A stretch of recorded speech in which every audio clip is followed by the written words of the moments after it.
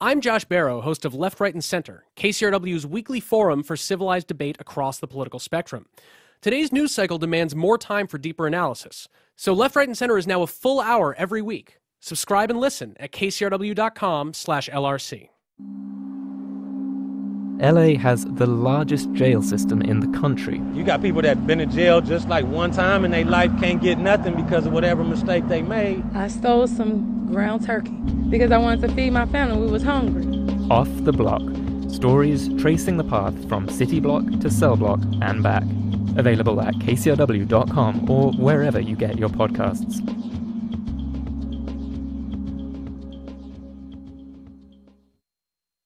From KCRW Santa Monica and KCRW.com, it's The Treatment.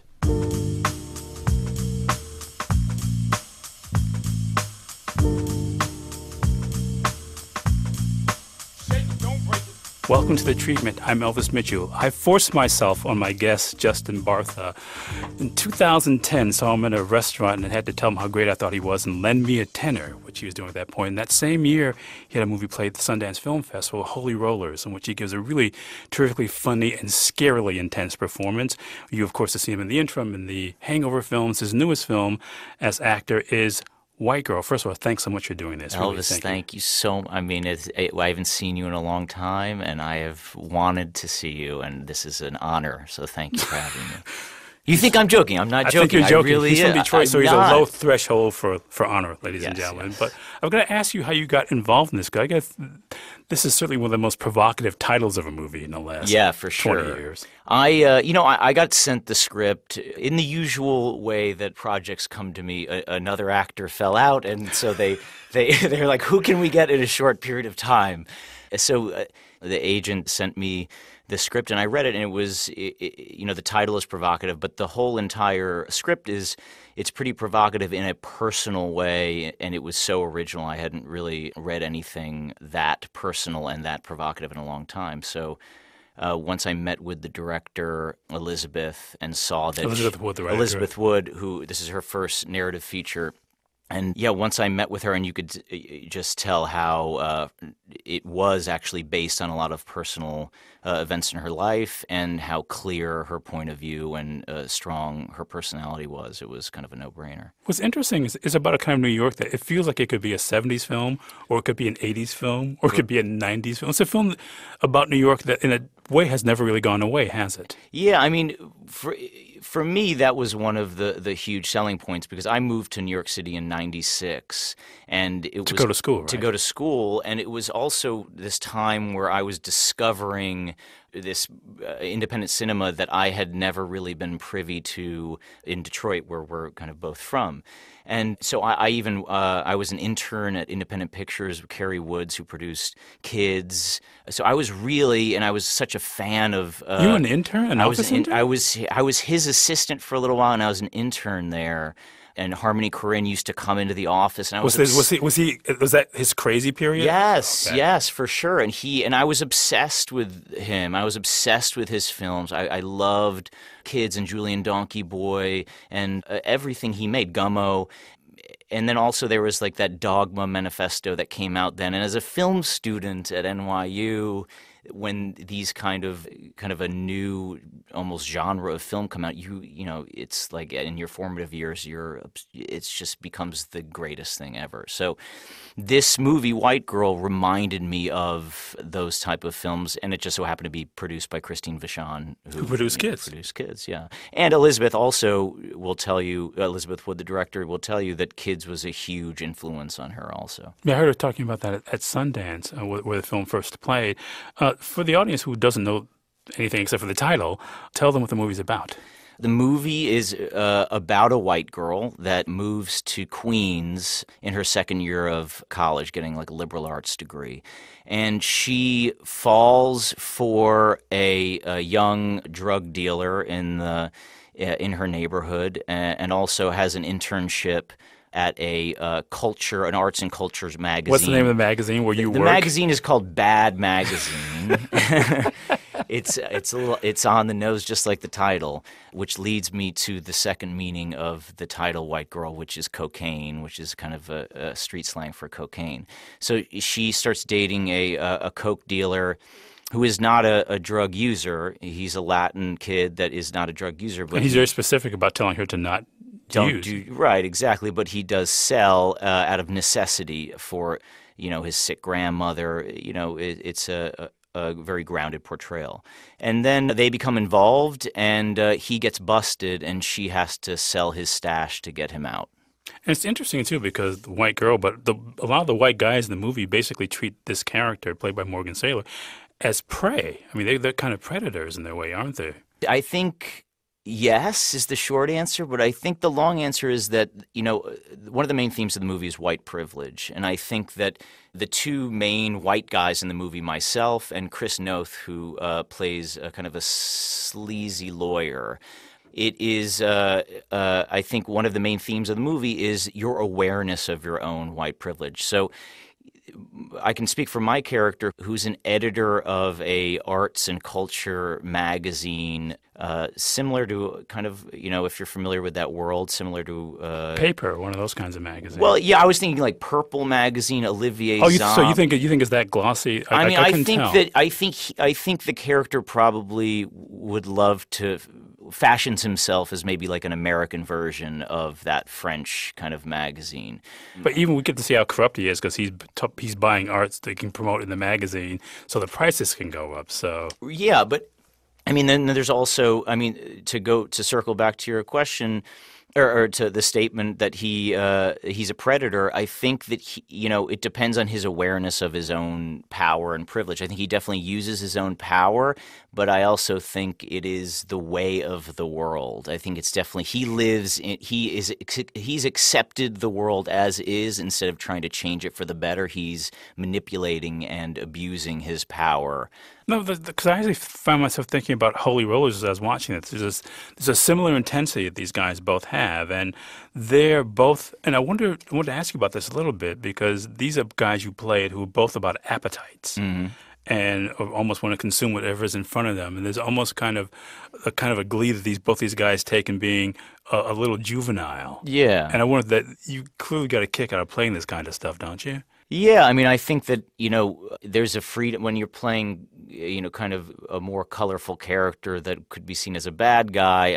There is that connection to that childish part of you, that sense of play, that anything is possible. The boundaries are more limitless, and, there aren't repercussions to your actions as much as if you live within the walls of being a good person or having to be socially acceptable in a sense.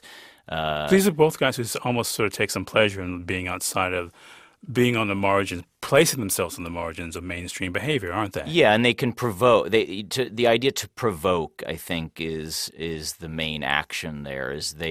There is a sense that even if it's just a reaction from someone, to be able to change someone else's walk, to be able to look at someone and be with someone else and change them in a way that they would not have necessarily been, even if it's a minute kind of detail or if it's an overall a bigger change. I think that there's a pleasure in that because it's a more specific action to play, and it's a lot more fun because you're trying to strike a reaction in the other actor that they wouldn't usually have. There's no rules at all. But there's also this line, too, when you're playing this kind of thing, and I just think about it because I really, having seen you on stage, where you can't be too big. On stage, you can be a little bit bigger because you're basically putting it out into a much bigger space.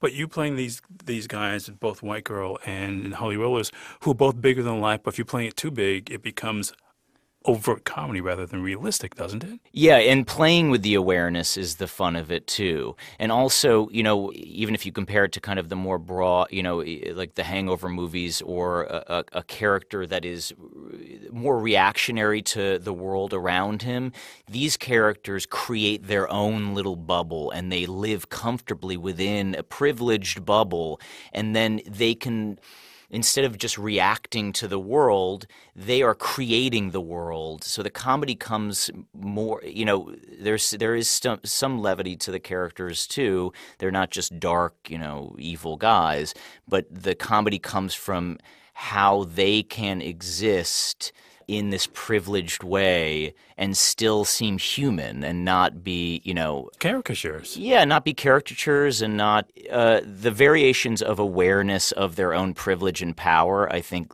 can be really hilarious, I think, when it comes to if you play it real. Of course, you're going to play it real, yeah. Yeah, but there are any number of ways, obviously, but I'm just struck because, again, your character in Holy Roller is somebody who's had a very proud guy who was always kind of trying to plant himself in the middle of situations. And your character here is almost somebody who never looks at anybody he's talking to. Right. He's in his own head so much, gauging what's going on. It gets back to that bubble you were talking about. He really seems to be almost like inside of this structure he's built around him. People will have to permeate to get to him rather than him reaching out to people. Yeah, I think that it's a chess match where you've built and designed your own board, instead of being playing chess in the real world where you have to think of other people's feelings and their existence and how you're affecting them. I think what we're talking about is a lack of empathy. I think there's just, there's a lack of empathy and there is not apathy. It's not replaced by apathy, which I think is, in the real world, some people that aren't empathetic or just don't give a about other people. These characters, they have a lack of empathy, I think, but they also enjoy creating that chessboard in a very insular way.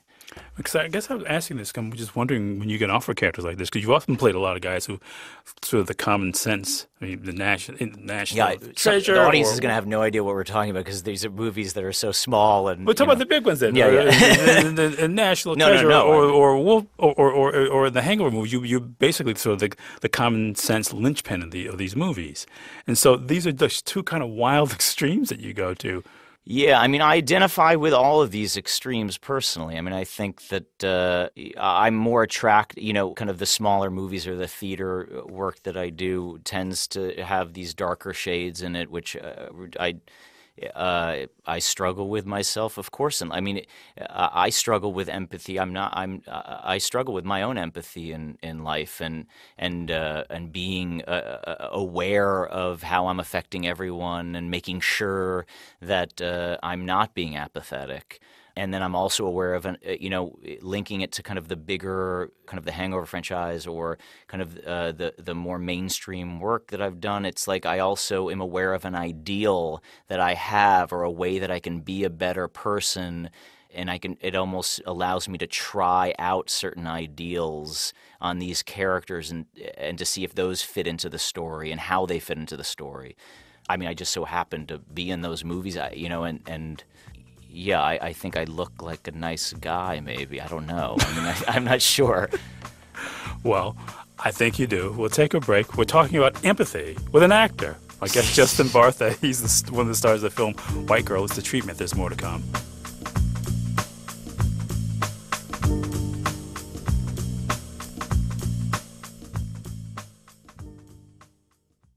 KCRW is a home for music, architecture, books, and film with programs that spark creativity and enhance your life. Support this station and independent artists. Go to kcrw.org/join. This podcast is produced by nonprofit radio station KCRW. Support the podcast you enjoy by donating at kcrw.com/join. And thanks.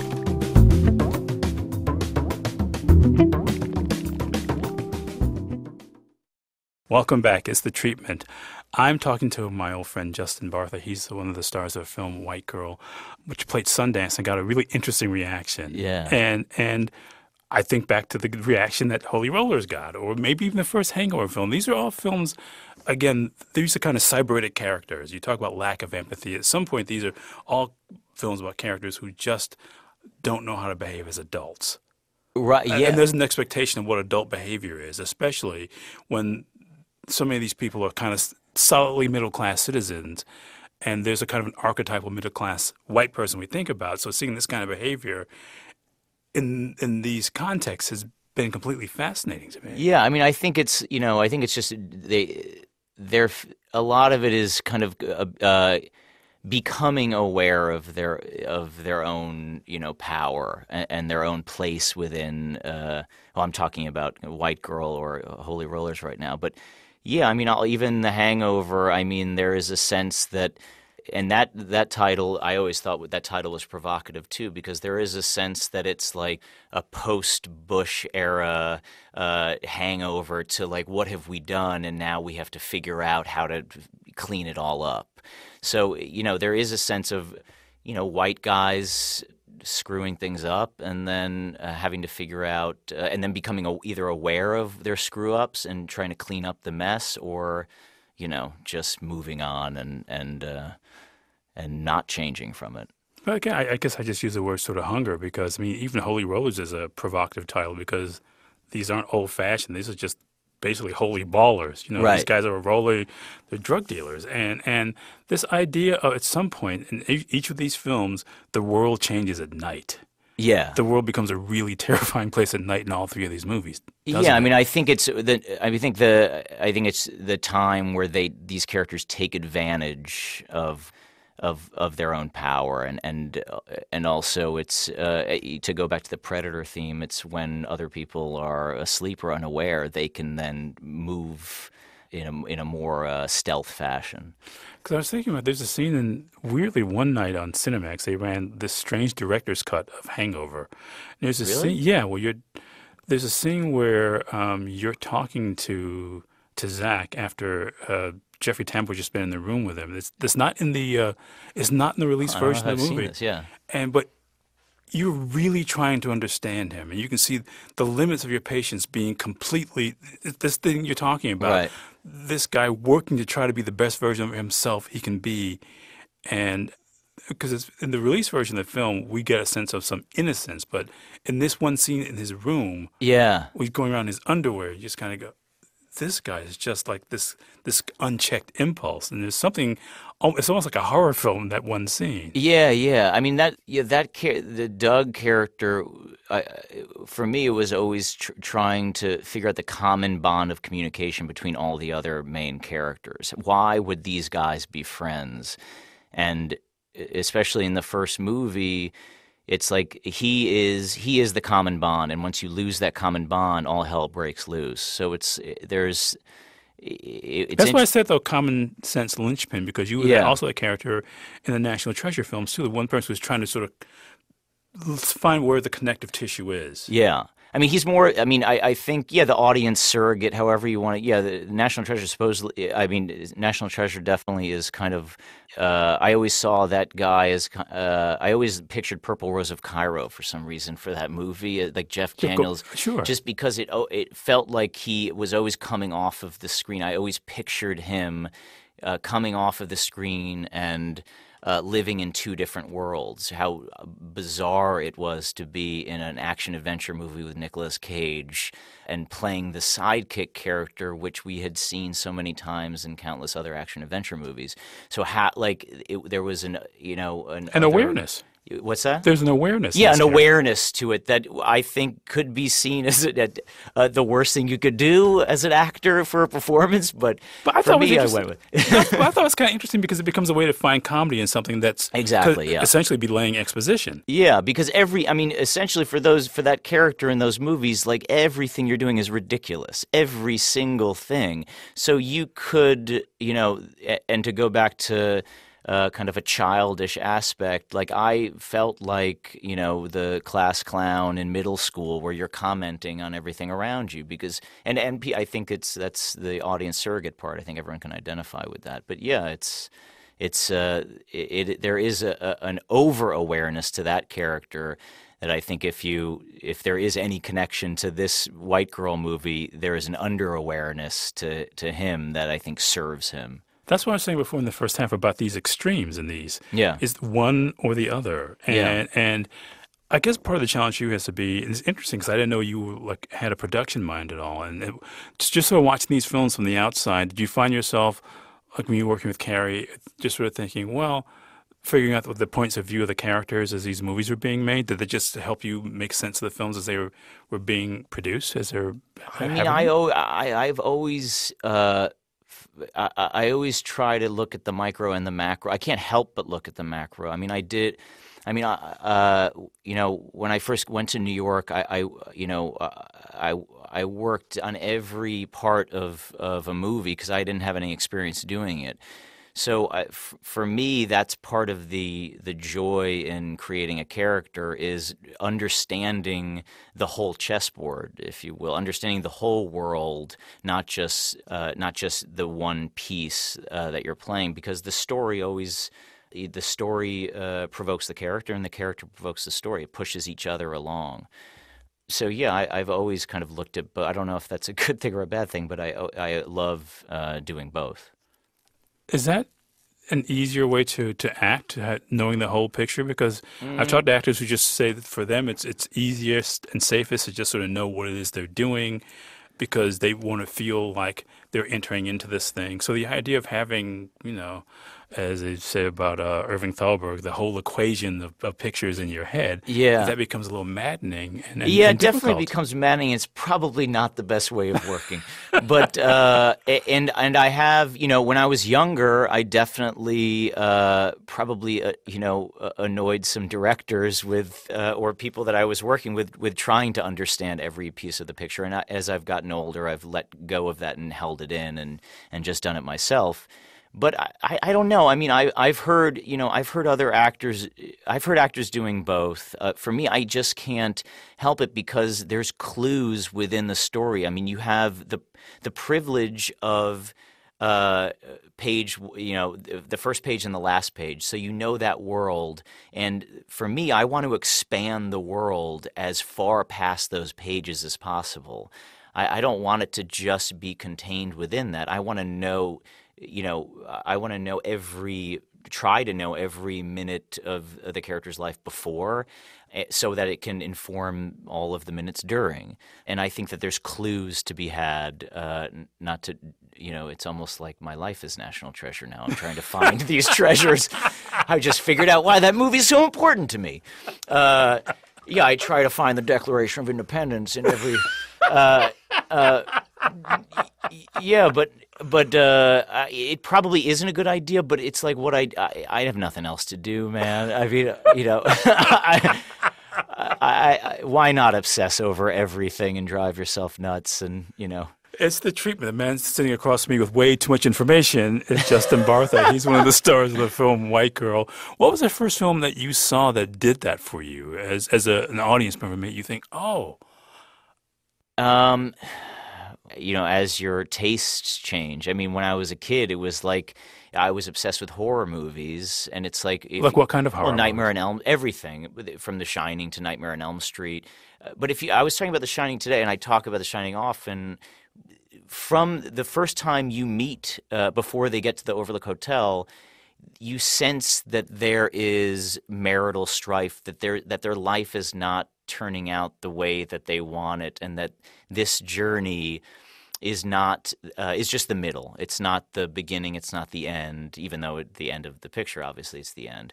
There's so much life before the movie starts. And that Nicholson in that movie, I always think of that. So figuring out what is the overall motivation before the movie starts of this character, I think is always interesting, and how that falls into the scope of the film informs the choices you make in the micro aspects of the movie. But the first one that I remember, I mean, I would say maybe The Shining. I mean, maybe like these horror movies that kind of stand the test of time. How old were you when you saw The Shining? Were you a kid? I mean, I think I was 14.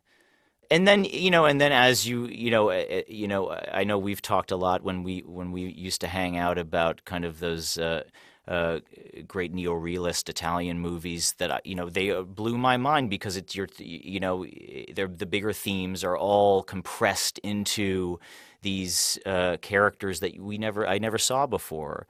There's also a kind of social realism in those films exactly, that really informs a lot of if we look at Because I think certainly Todd, who's done the show a few times, to talk about that being a part of what The Hangover, very specifically the first one was, as you were saying, but also in Holy Rollers and White Girl too. I mean, that sort of sense of there's one thing happening on screen, but there's very much a part of the real world. I mean, there's no attempt to sort of pretend that the world doesn't exist outside the boundaries of this movie. Yeah, I mean, of course, everyone's going for fully fleshed out characters and a fully fleshed out story, but there is a sense of not just the film being about something bigger, but also the character within the film represents something. And that is, for me, I sometimes use that as a jumping off point to whittle down to those moments that you can get to. So instead of, it just helps me get to the as specific as possible, to maybe start as big as possible.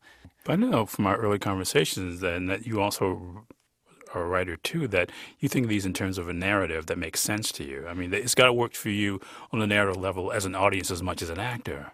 Yeah, I mean, I think that, I try not to as an actor, get mired down by the narrative, because I think human beings are what we started this interview kind of talking about is characters that are unpredictable. I think that if you get mired down in the narrative, there some moments that are exciting possibly could get tampered down. But yeah, I mean, I for me, it's just understanding why the character is doing everything that they're doing, and then if it's logical, if it makes sense within any type of world, the world that it's created, the world that the director or the writer created, it has to make sense. It has to, it has to drive not just the character but the story. There shouldn't be wasted moments, in a sense. I'm going to ask you as a last question what you thought of the movie after you saw it for the first time, seeing the kind of enormous impact this character has in these really sort of discrete, inside of a bubble moments. Yeah, when I saw it at Sundance, I mean, I was torn in a sense. Interesting, because it is a provocative movie that hopefully will get mixed reactions and strike a conversation. But the first thing I thought was I was immensely proud of it. I mean, I think it's an accomplishment what Elizabeth Wood has done to make a small movie like this that does tackle huge overarching themes in a subtle way that does not hit you over the head. But I also was torn in that I was sitting next to or near Morgan Saylor, who plays the white girl, Leah, in the movie. And I think it was the first time she had seen her amazing performance in front of such a big audience. And she's so different than what she portrays. And she's, a young woman that's incredibly intelligent and sensitive, that I think the way that especially she is the journey that she goes on is intense, and I think that being the figure at the top of the social hierarchy of white male privilege, I think there was a huge sense of guilt that came over me, like wanting to make sure she was okay. And almost seeing her for the first time, because we shot the movie in a small amount of time in New York, and everyone kind of came. There wasn't a lot of pleasantries when it came to me coming on set. I didn't rehearse a lot. I just came in and was the guy, and then left, and hadn't really spent a lot of time with the real people. So seeing how affected she was by what was going on, and almost like the audience was almost their mouths were agape at what they saw, in a sense. So it was an awareness of her own power that she saw up there that was pretty profound. And we're out of time. I'm so sorry, but thank you so much for this. Yeah, sorry to talk so much. I'm sorry. No, that's why this is here. So I get to let you talk. And I love hearing you talk too. You know better than that. My guest is Justin Bartha. He's one of the stars of the film White Girl, a recording engineer here at NPR. West is Leo Delagula. The show is mixed by Kat Yoris, edited by Blake Veit, who's associate producer. No white privilege around here. It's the treatment. To catch up on past episodes with The Treatment, go to KCRW.com or listen on your smartphone with KCRW's mobile apps, or subscribe to the podcast on iTunes, Stitcher, or wherever you listen to podcasts. The Treatment is produced and distributed by KCRW Santa Monica.